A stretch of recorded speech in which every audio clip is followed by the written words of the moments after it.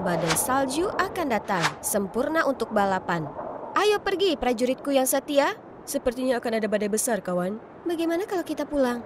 Sudah takut? Dasar pengecut. Aku lahir dan besar di salju, ini bukan apa-apa. Lalu aku memberi isyarat kepada Bem dan Holly untuk mempercepat. Tapi mereka malah berhenti dan menggonggong tanpa henti. Apa tumpukan salju itu? Bergerak? Aku buru-buru berlari untuk memeriksa. Ya ampun, itu laki-laki. Bukan, malaikat dengan rambut pirang.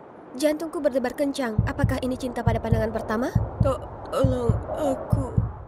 Tidak peduli seberapa besar keberatan Elden dan Eira, aku bersikeras untuk membawa orang ini kembali ke tempatku. Aku harus merawatnya sendiri. Oh, sepertinya dia sudah bangun. Kamu tidak apa-apa? Di mana aku? Di rumahku. Ngomong-ngomong, aku Brenna. Aku menemukan... Ya Tuhan. Hah? Apa yang salah? Ada sesuatu di wajahku? Oh, tidak. Hanya saja kamu terlalu cantik, seperti putri salju di kehidupan nyata. Lalu dia menyebut namanya Bevis. Dia datang ke sini untuk bepergian, namun sayangnya disambut oleh badai salju. Iya, akan turun salju lebat dalam beberapa hari ke depan, jadi kamu harus tetap di sini sampai kamu pulih. Setelah beberapa hari, Bevis lebih baik, jadi aku mengajaknya berkeliling di kereta luncur. Meskipun Bem dan Holly praktis hanya berjalan, Bevis masih sangat ketakutan hingga dia meringkuk di hadapanku. Pegang erat-erat, aku akan mempercepat. Kami mendaki bukit, lalu melewati hutan pinus dan tiba di... Tada! Mungkin danau beku terbesar yang pernah dilihatnya. Aku mengajari Bevis cara mengebor lubang di es, lalu dia dengan bersemangat menjatuhkan tali pancingnya. Hari-hari berikutnya, aku terus mengajaknya jalan-jalan, dan pada dasarnya kami tidak dapat dipisahkan. Kami pergi melihat beruang kutub, berkayak di antara gunung es. Aku mengajarinya cara membuat salju instan dengan menyemprotkan air mendidih ke udara dingin, dan kami bahkan menyaksikan aurora spektakuler bersama-sama. Wow, aku belum pernah melihat pemandangan seindah ini sebelumnya. Iya, dan aku belum pernah melihat wajah setampan ini sebelumnya. Begitu saja, Bevis menghabiskan hari demi hari bersamaku di sini di Kutub Utara. Ini sangat menyenangkan, tapi entah kenapa, temanku Elden dan Eira tidak menikmatinya. Mereka sepertinya menaruh dendam padanya atau semacamnya. Suatu kali saat aku sedang mengatur perbekalan di ruang bawah tanah, aku mendengar jeritan Bevis yang memekakkan telinga. Aku buru-buru memeriksa dan melihat seekor rubah putih berlari keluar diikuti dengan cekikikan di luar jendela. Kamu benar-benar ayam anak kota besar? Itu hanya kucing ekstra besar. Lalu Elden dan Eira tertawa terbahak-bahak. Bisakah keduanya menunjukkan sedikit keramahan? Saat makan malam aku memasakkan hidangan khasku untuknya sebagai permintaan maaf kepada Bevis atas teman-temanku yang nakal itu. Dia sangat keren tentang hal itu dan bahkan bercerita kepadaku tentang teman-temannya di rumah dan tentang kehidupan mereka di Florida. Wah, kedengarannya sangat ajaib. Aku berharap aku bisa bersantai di pantai dan berjemur sambil menikmati minuman kelapa juga. Aku tertidur sambil bermimpi tentang kehidupan kota yang indah. Tiba-tiba, ketukan pintu di kamarku membangunkanku. Aku tersandung untuk menjawabnya dan melihat Bevis.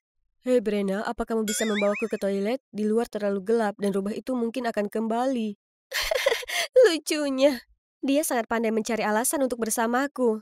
Sambil menunggu Bevis, aku merencanakan apa yang akan kami lakukan besok. Saat dia kembali dari toilet, aku tidak bisa menahan kegembiraanku dan langsung memberitahunya. Hei, aku sudah lebih baik sekarang. Mungkin sudah waktunya aku pulang. Hah? Kenapa tiba-tiba?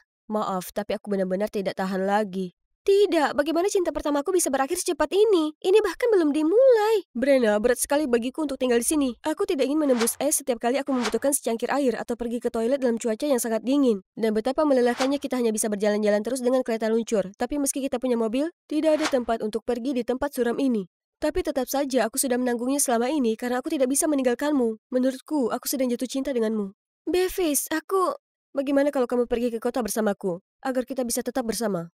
Ya ampun, ternyata kami punya perasaan satu sama lain. Tapi karena itu, dia harus menderita dalam diam. Pria yang manis. Dan memang benar, dia tidak diciptakan untuk iklim yang keras ini. Dia tidak pantas berada di sini. Keesokan paginya aku memberitahu Elden dan Eira bahwa aku ingin jalan-jalan di Miami selama beberapa hari. Brenna, menurutku itu bukan ide yang bagus.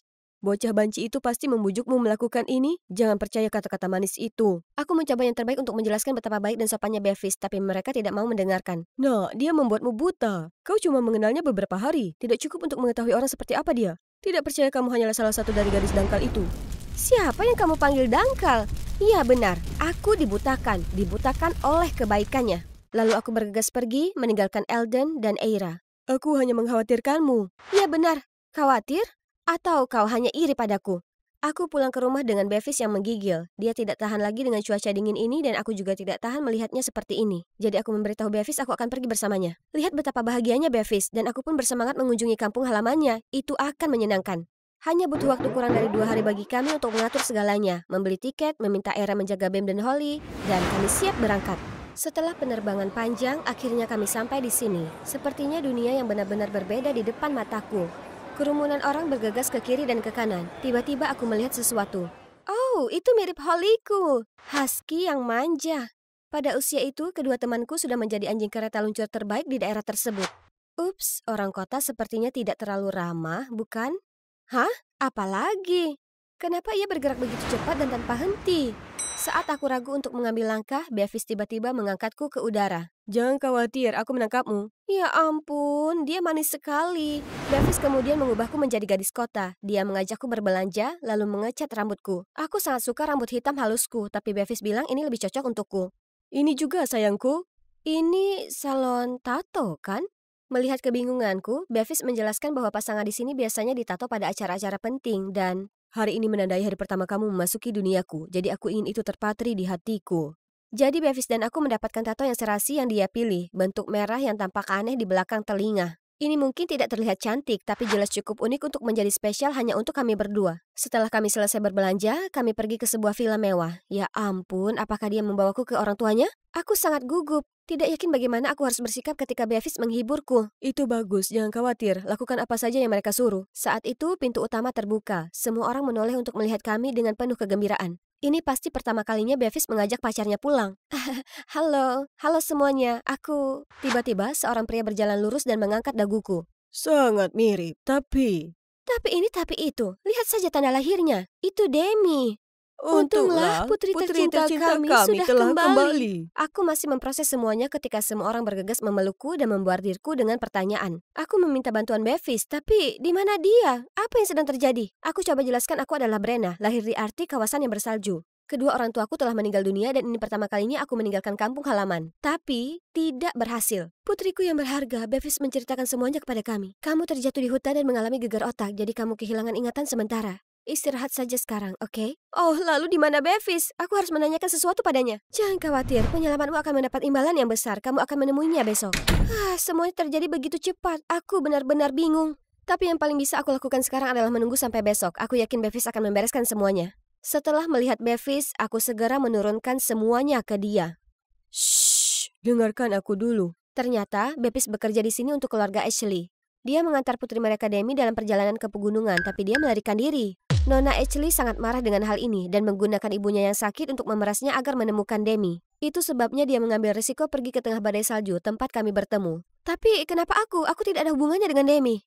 Kamu dan Demi terlihat seperti saudara kembar. Hah? Saat aku melihatmu, aku juga tidak bisa mempercayai mataku. Aku melakukan hal itu karena aku mengkhawatirkan ibuku. Aku harap kamu bisa memaafkanku dan membantu Demi. Tolong, aku akan segera menemukan Demi. Jadi, kamu hanya memanfaatkanku? Tidak, aku benar-benar mencintaimu, Brenna. Aku tidak ingin jauh darimu, dan kamu berhak mendapatkan kehidupan yang lebih baik di sini. Bersamaku. Tapi, tunggu sampai aku menemukan Demi, lalu kita akan kabur dan hidup bahagia bersama.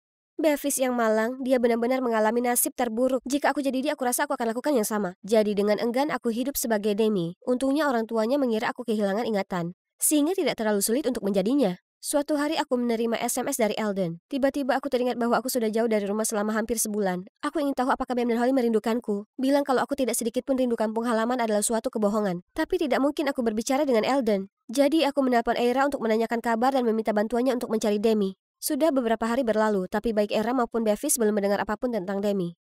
Merasa terlalu gelisah, aku berjalan-jalan di taman. Tunggu, suara apa itu? Eldon? Lihat apa yang kamu lakukan, idiot. Sudah kubilang aku bisa melihatnya dengan jelas. Kenapa kamu di sini? Dan apa yang kamu bicarakan? Era sudah memberitahuku. Bevis jelas hanya melihatmu sebagai pengganti orang lain. Dia tidak mencintaimu. Ayo kita pulang. Tidak, biarkan aku pergi. Berhentilah mengganggu gadisku. Tolong, tinggalkan aku sendiri. Kamu cuma memperburuk keadaan. Tempat ini memiliki segalanya dan jauh lebih baik daripada lubang neraka di antah berantah. Tinggallah di sana sesukamu. Jangan menyeretku ke bawah bersamamu. Eldon segera melepaskan tanganku. Dia tidak mengucapkan sepatah kata pun, tapi menatapku kecewa. Apakah itu berlebihan? Ya, dialah yang terus mencampuri urusan orang lain. Memangnya siapa dia mau mengendalikanku? Setelah hari itu, terkadang aku masih melihatnya mengintai di sekitar mansion. Sangat mengganggu. Siapa yang waras yang akan keluar dalam panas terik ini?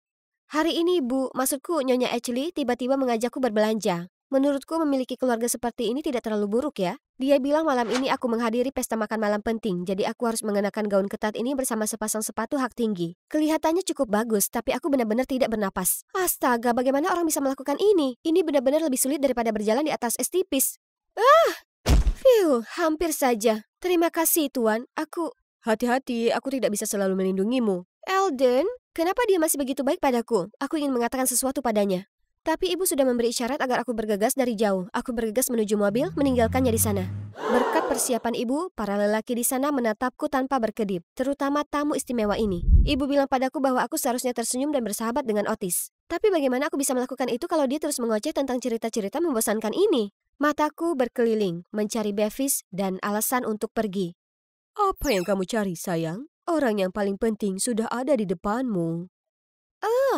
Aku mendorongnya, lalu lari. Itu Bevis. Kita harus keluar dari tempat membosankan ini. Oh, Nyonya Ashley juga ada di sini? Apa? Itu dia. Aku mengambil risiko untuk menemukannya dan membawanya kembali padamu.